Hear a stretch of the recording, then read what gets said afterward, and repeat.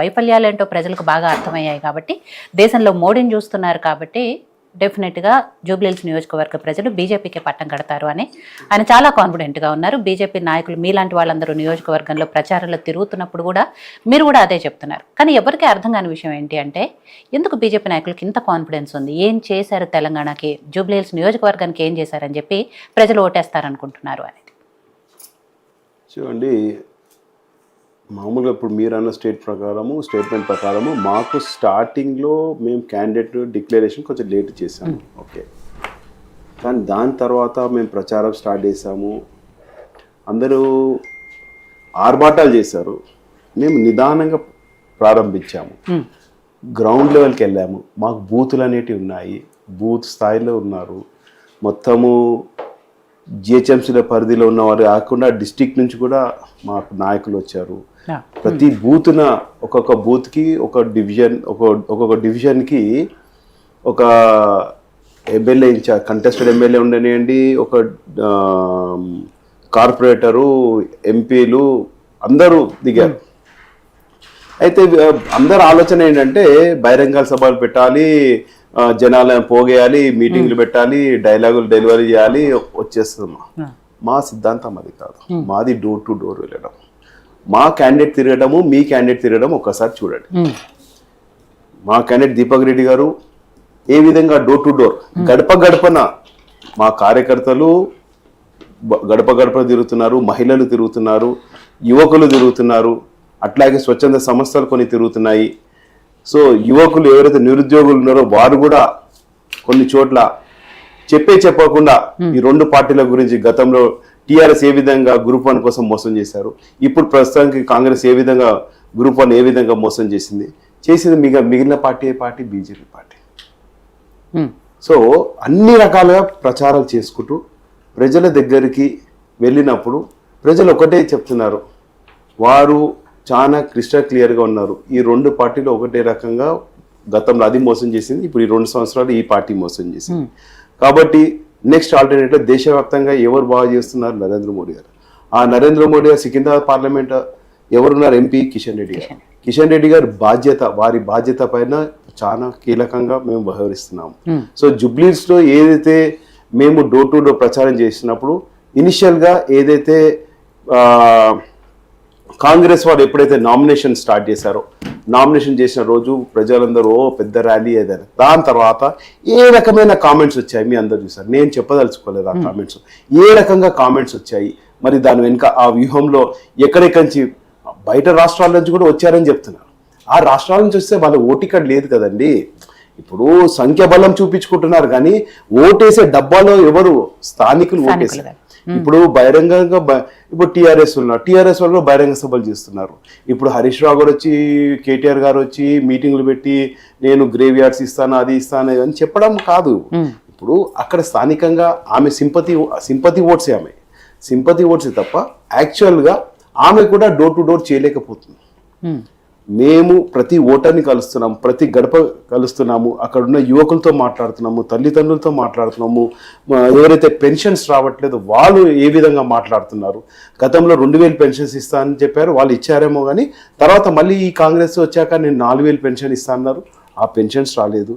మరి ఈ సిలిండర్కి 500 రూపాయలు తక్కువ చేస్తాను 4 నెలలు ఇచ్చారట, తర్వాత అది కూడా రాలేదట. మేము వెళ్ళిన ఇప్పుడు నేను నా ప్రచారం నేను చెప్తున్నాను. ఇప్పుడు నేను బెంగళూరులో డివిజన్లో నేను ప్రచారం చేస్తున్నాను. అక్కడ వాళ్ళు చెప్తున్నారు 4 నెలలు ఇచ్చారు 500 రూపాయలు సబ్సిడీ, అది మాఫీ. ఆ తర్వాత మళ్ళీ యథావిధిగా 950 రూపాయలు ఏదో తీసుకుంటున్నాను. కరెంటు బిల్లు 200 యూనిట్లు తక్కువ అయితే ఫ్రీ అని చెప్పారు. అదొక 3-4 నెలల తర్వాత ఏం చేశారు, టెక్నికల్ గా 200 యూనిట్ కొంచెం ఎక్కువ కొట్టేస్తున్నారు. ఆ ఎక్కువ కొట్టడం వల్ల వీళ్ళు బిల్ కట్టాలి.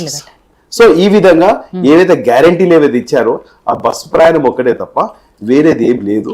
వాళ్ళే చెప్తున్నారు ప్రజలు. మేము ఏదో ఆపోజిట్ చెప్పాలని మేము ఒకటే చెప్తాం. మేము ఏ పార్టీ గురించి చెప్పామమ్మా, ఇదిగోని మా నరేంద్ర మోడీ గారు, ఇక్కడ కిషన్ రెడ్డి గారు గతంలో ఇప్పుడు జూబ్లీహిల్స్ కాన్స్టిట్యున్సీకి మరి కేంద్రం నుంచి నిధులు తీసుకొచ్చి స్కూల్ ఫర్నిచర్స్ కానీ, గవర్నమెంట్ స్కూల్లో ఫర్నిచర్స్ నింపడం కానీ, మళ్ళీ బోర్లు వేయడమే కానీ, కమ్యూనిటీ హాల్ కట్టడమే కానీ, రోడ్లు వ్యవస్థ అనేది హైవేలు మేము చేస్తున్నాం కానీ ఇంటర్నల్ రోడ్స్, గల్లీ రోడ్లు చేయాల్సినది స్థానిక కార్పొరేటర్, ఎమ్మెల్యే, జిహెచ్ఎంసీ పరిధి ఉంది కాబట్టి మేమేం చేయలేకపోతున్నాం. మేము చెప్తున్నాం స్ట్రీట్ లైట్స్ ఇంతవరకు మేము ప్రచారం పోతున్నాం, స్ట్రీట్ లైట్స్ కూడా లేవు అక్కడ. సో అదే చెప్తాను, చూడండి అమ్మా, స్ట్రీట్ లైట్స్ లేని పరిస్థితి, రోడ్లు చూస్తే డ్రైనేజ్ పొంగి పొర్లుతున్నాయి, రోడ్లు అస్తవ్యస్తంగా ఉన్నాయి, ఇల్లు కిందికి రోడ్లు పైకి.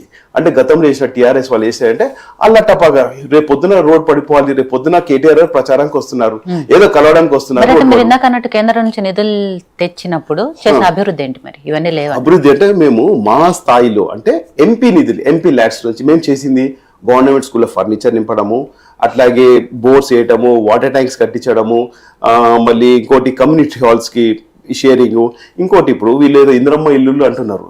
ఇందిరమ్మ ఇల్లులో మా అమౌంట్ లేదా? మాది కూడా ఉంటుంది కదా, 60-40 40-60 షేర్ అయితే ఉంటుంది కదా. ఆ షేర్ లేకుండా వీళ్ళేదో ఇప్పుడు ఇందిరమ్మ ఇల్లు అంటున్నారు.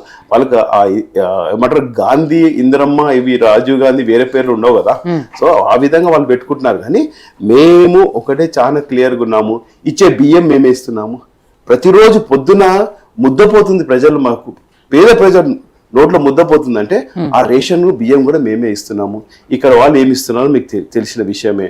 సో ఈ విధంగా ప్రతి ఒక్కటి చెప్పాలంటే ప్రతి దాంట్లో బీజేపీ ఏమంటారు వారి ఇన్వాల్వ్మెంట్ ఉంది కాబట్టి మేము గట్టిగా చెప్తున్నాము. ఇంకొకటి ప్రచారము స్టార్టింగ్ కి అందరు అనుకుంటున్నారు ఏంటో వీళ్ళు క్యాండిడేట్ కనిపిస్తలేరు, వీళ్ళు కనిపిస్తారు.